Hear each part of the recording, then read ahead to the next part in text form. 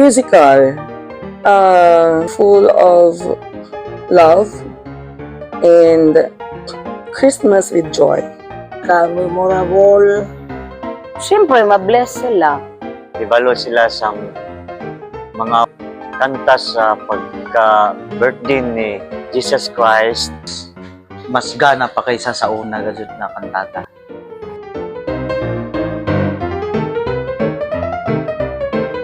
The health, grabe. The voice, because of the late night practices, songs, medyo pahirap na pahirap, but okay lang. Anad. Taas nga tono. Pag siyaok na, grabe. Talis kayo. Kada nang labi na og kanang nay musiga na imong mata, nay mahadlok na gadud kung di ko makakuan sa tono og sa kanang kinahanglan gadud ha na maka-memorize. Patay na gadud ni. Pero sige lamang, pinagi sa Ginoo basin maka-memorize ta. First time na ako mag-practice, malista na ko, pero mahibayo raw kung tudluan ko pag practice. Especially na si Sir Guide mo yung nagtudlo sa pag-choir.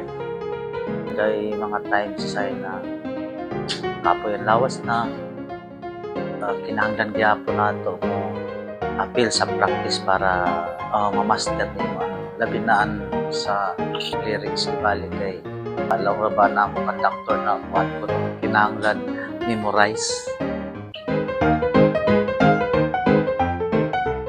Hello everyone! Inanyayahan ko po lahat ng mga kilala ko dyan.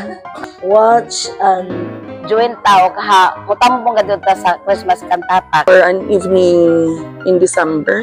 Naot na kamo malipayo sab tungod kay kadungog mong mensahe sa Ginoo kinasing-kasing nga mong pag-serve. through music. Na it will touch your heart. So, see ya! Mga igsuon kung mahimo Matanaw sa among Christmas kantata.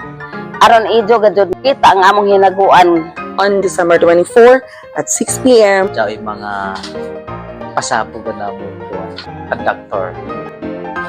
Bye!